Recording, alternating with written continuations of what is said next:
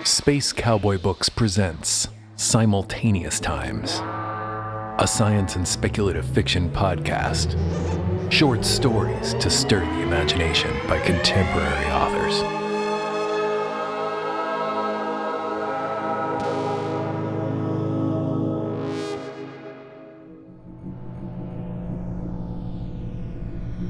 Wired Hearts by Eric Fomley, with music by Fog Machine, read by Jenna Hanchey.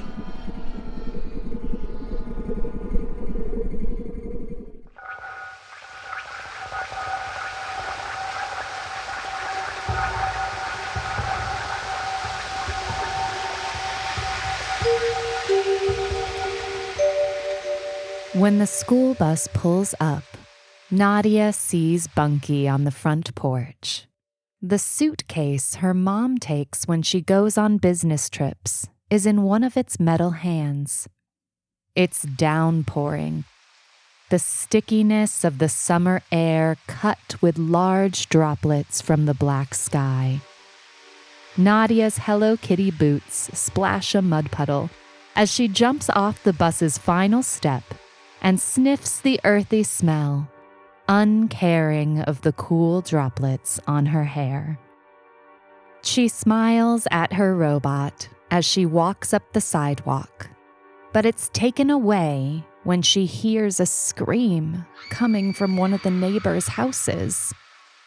Not a scream of joy, like when her parents took her to the water park.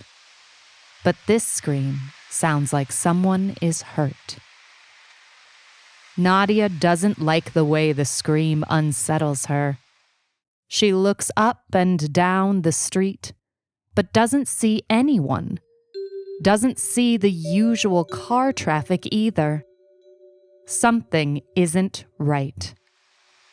Her stomach tickles with a sudden nervousness. Where were she and Bunky going? "Good afternoon, Nadia," the robot says. "I'm sorry to inconvenience you, but we need to leave immediately."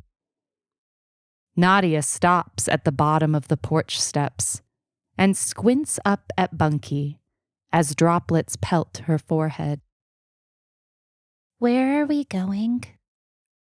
"Somewhere safe." Nadia doesn't like how Bunky uses the same soothing electronic tone it uses when she tells it she's scared of the dark. She's never heard it talk like that during the day before. "Where's Mommy and Daddy?"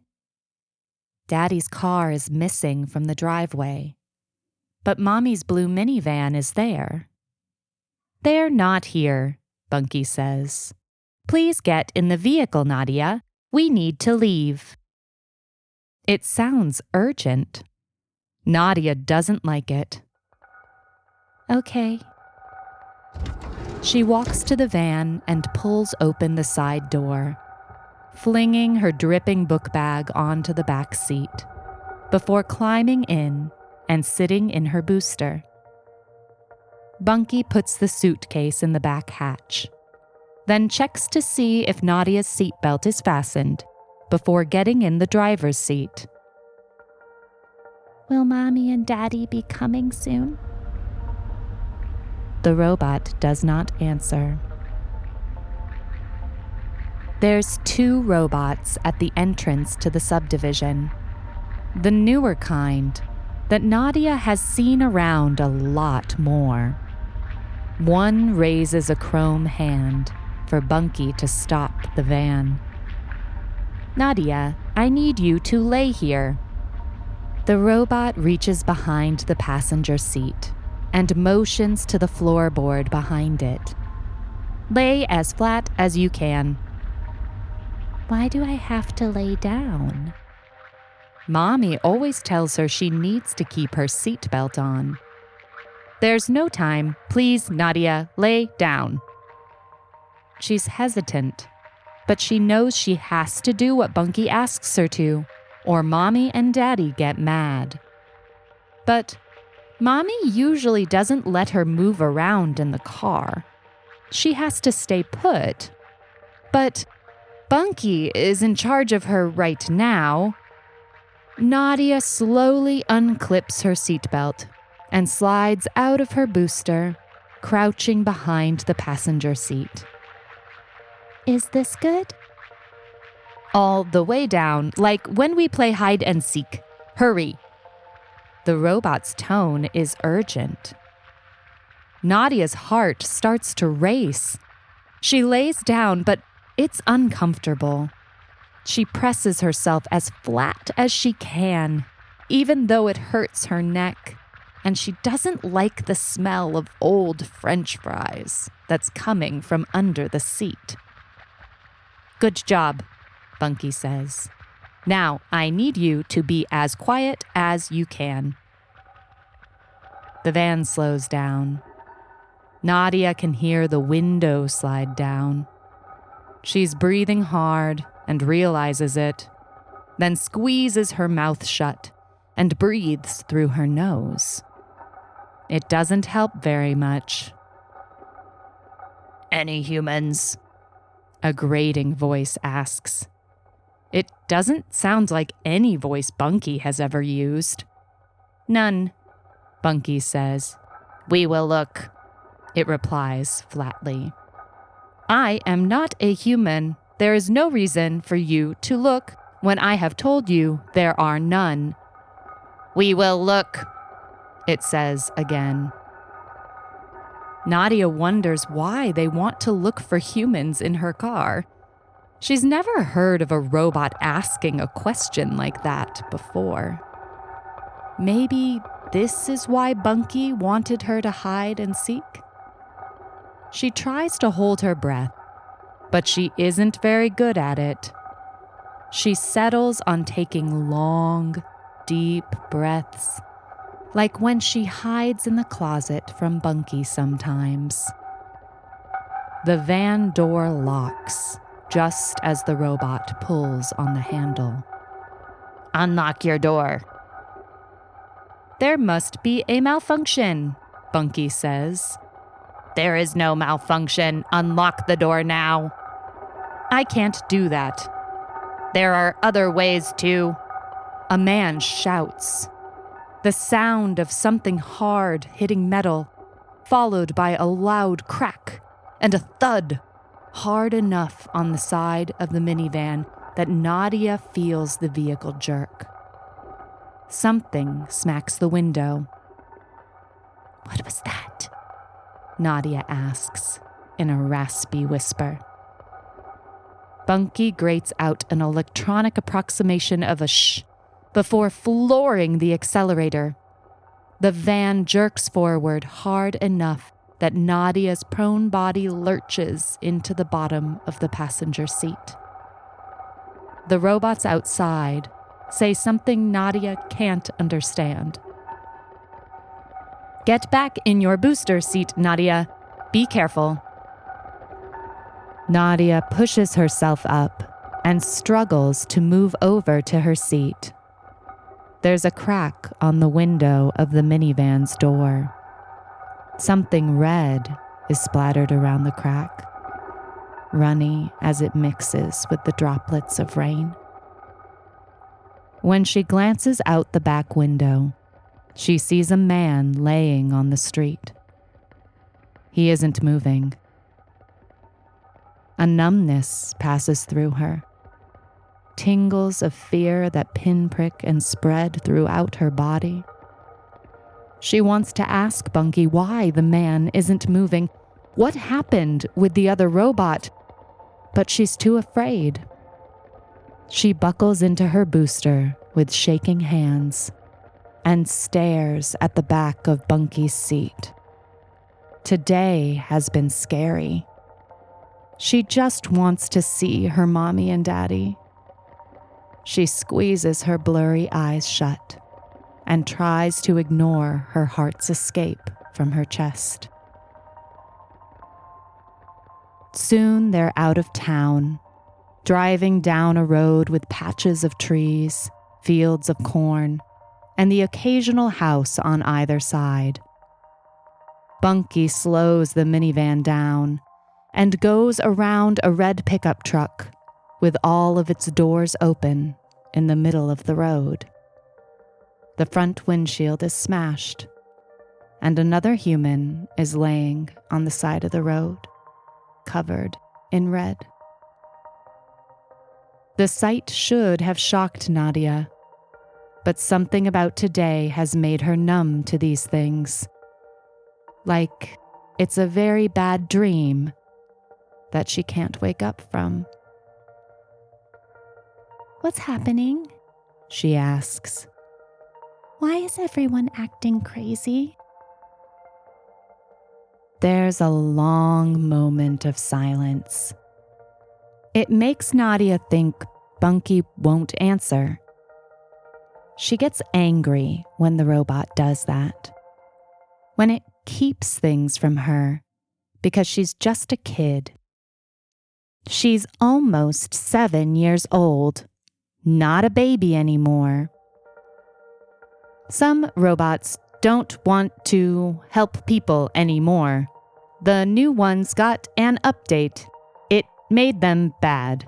They are hurting people. Nadia knits her brows together.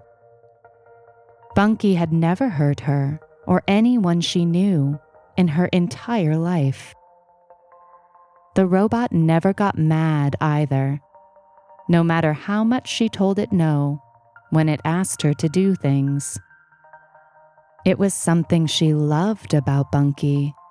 It had always been there for her. Why would other robots want to hurt people?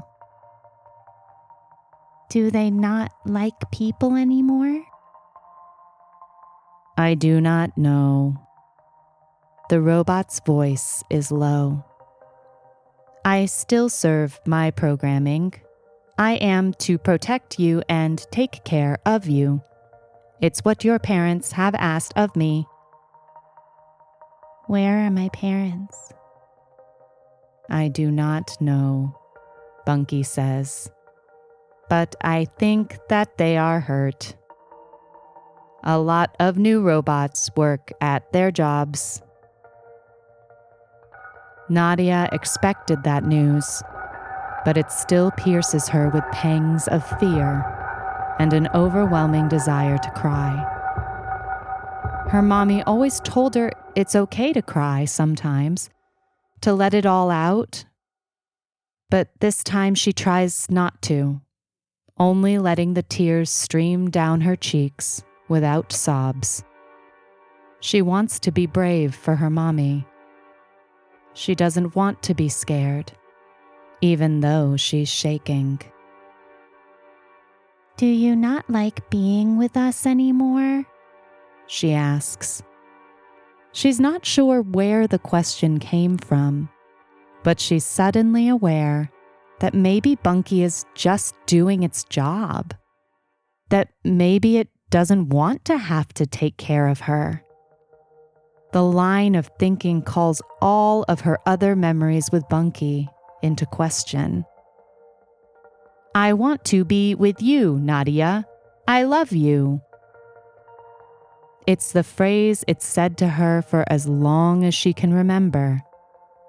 But when Bunky says it this time, she believes it.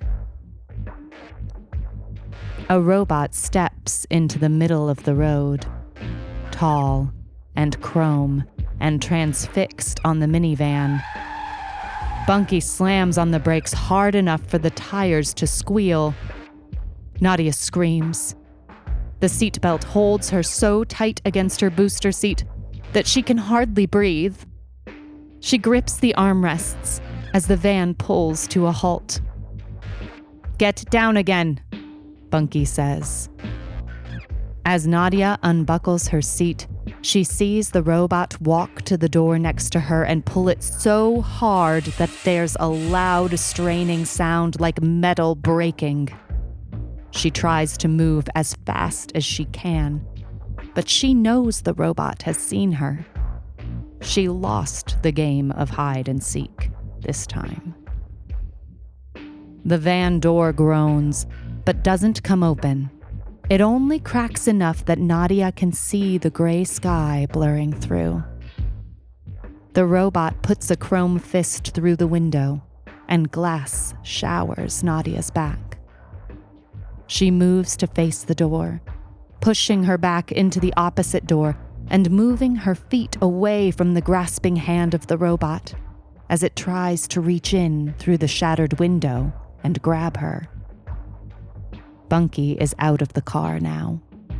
He pushes the robot away from the window, then looks in at Nadia. "Run away, Nadia!" The words are a weight on her shoulders, pinning her down. Run away? Without Bunky? "Go," Bunky says again. A metal fist strikes Bunky hard in the chest and knocks Bunky down. She can see the other robot pursue Bunky out of sight. Nadia moves as fast as her trembling hands will let her. She pushes herself upright as small pieces of glass tumble from her clothes to the floorboards. She turns to the door she was leaning against, slides open the lock, and opens the door. She can hear the scuffle of the two bots, metal on metal. Hits hard enough that Nadia is afraid to look at Bunky. She jumps out of the car into a mud puddle and runs into the cornfield. The stalks tug at her clothes as she runs, whipping her arms and legs with wet ears of corn. Her breathing is frantic, and she can feel the jackhammer of her heart in her throat, in the black thrums behind her eyes. She doesn't know where to go, and as she runs, each row of stalks looks the same. She turns right and left, running up and down the aisles of corn, too scared to stop, afraid to feel a metal hand grab her from behind and hurt her like all the others she's seen. Soon Nadia is out of breath and lost. The sounds of crashing metal have stopped. She's not sure where she came from, but she lays on the wet ground between the stalks and looks around wildly in every direction. A metallic hand touches her shoulder. She screams. "It is okay now, Nadia," the familiar voice says. Bunky is standing over her. One of its arms is gone, exposing wires from where its shoulder was. There are dents and scratches on its chest. Part of its head is caved in, but the lights of its eyes are still on. The sight of her robot makes the sudden relief she felt dissipate. Her eyes go wide. Are you okay? "I am still powered on. You did good, Nadia." It uses its soothing tone, and Nadia doesn't mind this time. "Come, we are almost there." It extends a metal hand to her, which she takes and pulls herself to her feet. Her knees and shirt are covered in mud. She's pretty sure there's a rock in her right boot, irritating her toes. She might have complained before today, but instead she wraps her arms around the metal robot and squeezes as tight as she can. Thank you, Bunky. The robot squeezes her back with its solitary arm. They walk through the cornfield to a white 2-story house that's next to a faded red barn. There's dozens of robots surrounding both the barn and the house, and Nadia steps behind one of Bunky's legs. "It's okay," Bunky says. It turns and kneels in front of her. "These robots will not try to hurt you. They are older models, like me, and never got the update. When everything started to happen, we made an assemblage of meeting points, like this one, places where we can work together to keep our humans safe. Nadia looks over the robots, not chrome like the ones she saw hurting people, but other colors and varieties she's seen before, even ones that look like Bunky. What do we have to do now?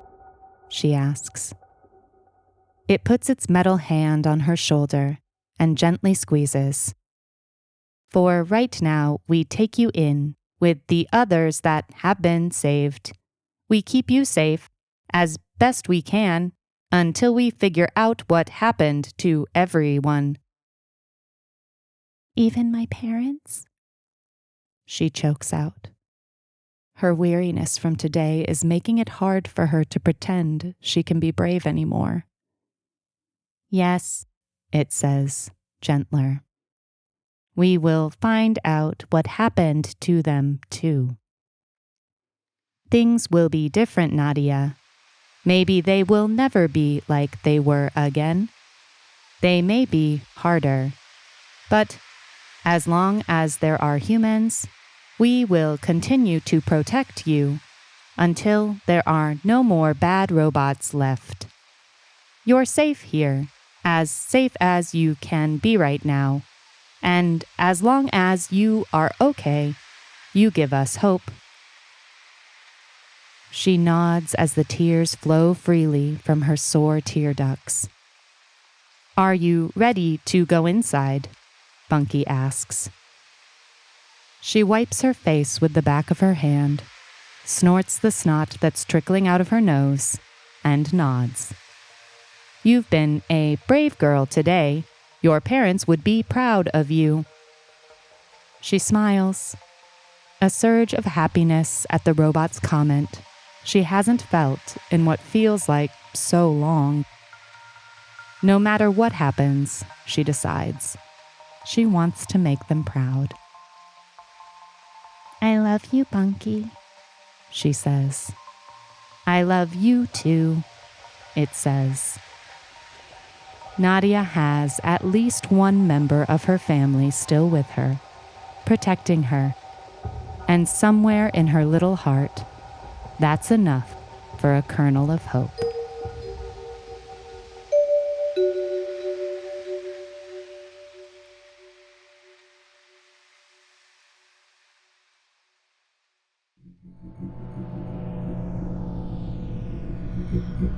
The Drive by Marie Vibbert, with music by TSG, read by Jean-Paul Garnier.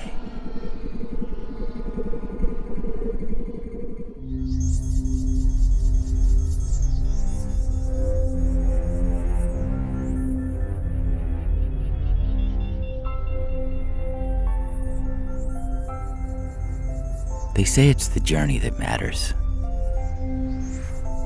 The first year after we left Earth orbit, a chicken died. Too smart, perhaps, for its lot in life. It pecked a gap in the holding pen, stuck its beak through, and electrocuted itself. The second year, a trio of goat embryos expired, accidentally thawed by a few degrees in the corner of the storage container. The human deaths bided their time until year 4, past Jupiter. We were all so carefully checked over for any flaw. Still, our bodies held their secrets. A vein in Lee Howe's brain decided it had enough of dry ship air, or low atmospheric pressure, or who knows what. The plan was to bury our dead in the hydroponics bay, in a waste tank where they could best decompose into nutrients. The plan hadn't counted for the awkwardness, trying to bend a stiff corpse over the lip, the splash hitting mourners. We laugh about it now, but for over a year, no one wanted to look at the plants. They thrived and gorged. Past Sharon, the first suicide popped off. some depression or insecurity looking deep in Carl Pinchner's soul that saw the end of the known solar system and sent him out. Did he hope to swim back? Leaving the airlock at ship velocity, he dragged along our side until he hit a vane, and a maintenance crew had to disengage him and bring him back in. 2 days in the lock to thaw completely before he could join Li Hao. We avoided that corridor, but the smell still got out.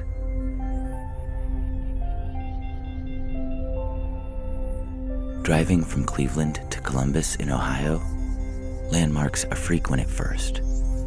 Brooklyn, Berea, Middleburg Heights. But past Wooster, it's trees, corn, and cows for 80 miles. Make each mile a year. That's our journey to Proxima. Deaths multiplied like measles as the ship pulled through interstellar void without so much as a grandpa's cheese barn to mark our progress. The second half of the trip never felt as long, with cheese. Animals, too, explored the edges of survival. For 6 days, a cooey evaded capture only to be found stuck in a ventilation fan. We stopped looking outside. In year 20, it was time for those of us who were left to make babies to fill in the spaces left open.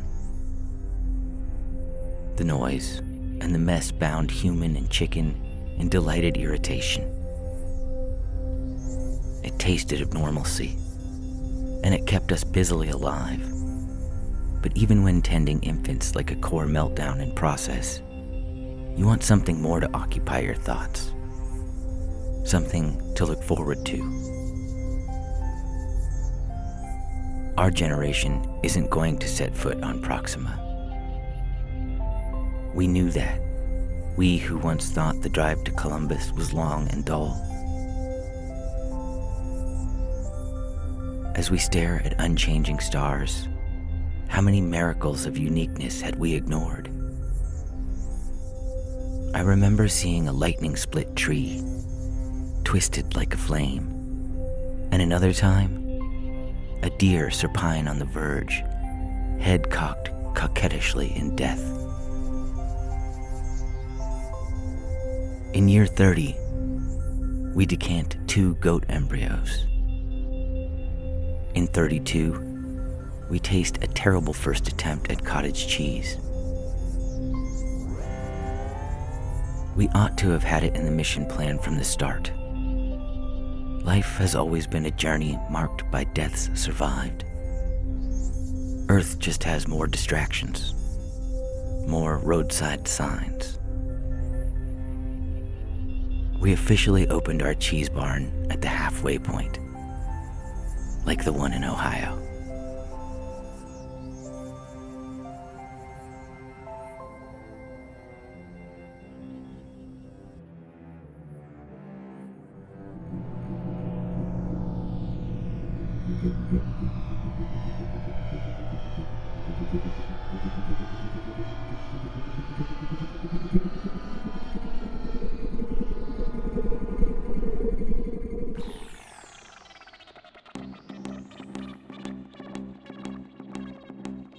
In this episode of Simultaneous Times, you heard Wired Hearts by Eric Fomley, with music by Fog Machine, and The Drive by Marie Vibbert, with music by TSG.